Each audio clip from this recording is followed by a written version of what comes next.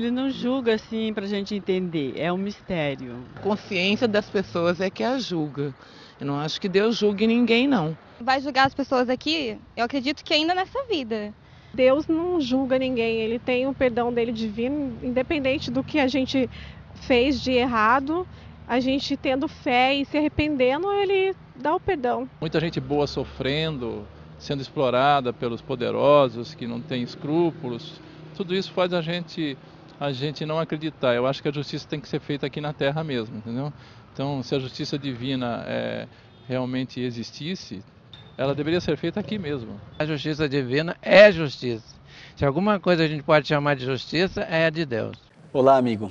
Como você passou a semana? Espero que bem. Espero que os teus dias estejam tranquilos, que você esteja feliz, que você esteja contente ao conhecer as verdades da Palavra de Deus. Perceba que o conhecimento da Bíblia liberta e traz alegria e felicidade. Mas às vezes as pessoas, ao estudarem a Bíblia, elas se sentem um pouco oprimidas pela incapacidade, às vezes, de colocar em prática aquilo que estão estudando. Para isso, amigo, é muito importante que você ore a Deus, que você converse com o teu Criador. Explique para Ele das tuas frustrações, dos teus sonhos, do teu desejo de cumprir a sua palavra, e às vezes você tenta e não consegue. Seja sincero, mostre a Deus o desejo que você tem no coração de cumprir a sua palavra. Com toda certeza, Deus, aquele Deus, o nosso Deus, que jamais desamparou qualquer pessoa, não irá te desamparar nessa hora tão importante da sua vida. Já estudamos muitas coisas e hoje você estudou um pouquinho a respeito do juízo de Deus. Há um verso da palavra de Deus, eu quero repartir com você, em Eclesiastes 12:14. Ele diz assim: porque Deus há de trazer a juízo toda a obra, inclusive tudo que está encoberto, quer seja bom, quer seja mal. Vocês percebem a seriedade do texto que acabamos de ler?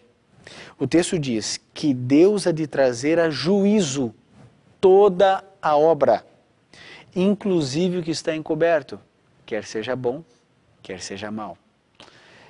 Isso é muito importante termos em mente, porque de fato, eu e você, viveremos um momento onde teremos de comparecer ao tribunal do céu. E aí, querido, a questão é, o que de fato eu fiz na minha vida?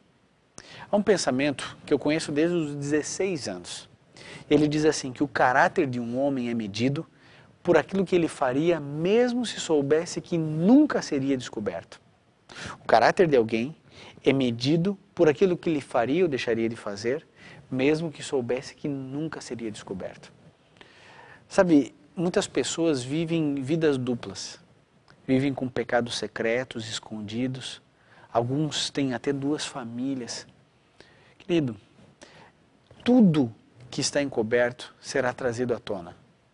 Quando tudo for revelado, com que cara você ficará? Somos responsáveis pelas nossas ações e pelas nossas decisões. Cada pecado cometido voltará à minha face e à sua face. Você entende que o juízo de Deus, ele é um juízo de bênção.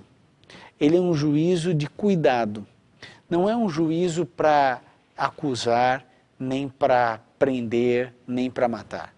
Pelo contrário, o juízo de Deus é o momento da justiça de Deus. Percebam que Deus trabalha com 2 tensões lindas, a justiça e a misericórdia. A misericórdia é algo maravilhoso que eu e você queremos experimentar, mas você já percebeu que nós queremos misericórdia para nós e justiça para os outros? Deus, ele consegue fazer o equilíbrio correto das coisas. Ele traz a misericórdia e o juízo de maneira perfeitamente equilibrada nas nossas vidas. Deus é misericordioso com toda certeza, mas Deus também é o justo juiz. De Deus não se escarnece. A Bíblia diz, aquilo que o homem semear, isso também irá colher. Por isso, querido, quando a gente fala em juízo, a gente precisa lembrar das profecias da Bíblia. Em Daniel 8,14, nós encontramos ali a profecia das 2.300 tardes e manhãs.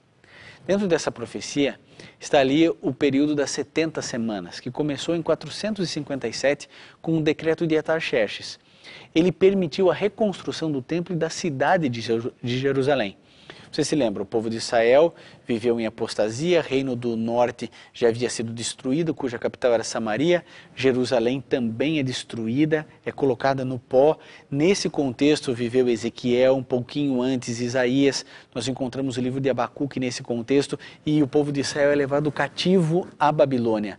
Lá, de tanto clamor, Deus então permite a reconstrução da cidade e do templo de Jerusalém, e isso se deu em 457. Aí se dá o start, o começo da profecia de Daniel 8,14. O término dessa profecia é fácil de contar, porque na profecia bíblica cada dia representa um ano. Nós chegamos no dia 22 de outubro de 1844. E foi nesse dia que Jesus passou do lugar santo para o Santíssimo, para começar o quê? A obra do juízo. Então, desde o dia, marque isso, desde o dia 22 de outubro de 1844, Jesus passa lá no Santuário Celestial. Lembra que a gente estudou sobre o santuário, 2 compartimentos, uma vez por ano o sumo sacerdote entrava no Santíssimo para fazer a expiação dos pecados. Pois então, em 1844, no dia 22 de outubro, segundo a profecia de Daniel 8,14, Jesus passa para o lugar santíssimo para fazer o quê? A intercessão. Querido, veja, o juízo tem 3 fases, o juízo de Deus. A primeira fase é o juízo investigativo, que é o que Cristo Jesus está fazendo agora, nesse momento, por mim e por você. Ele está investigando, nomes são aceitos, nomes são rejeitados. Cada caso analisado, centímetro por centímetro, a vida desse indivíduo.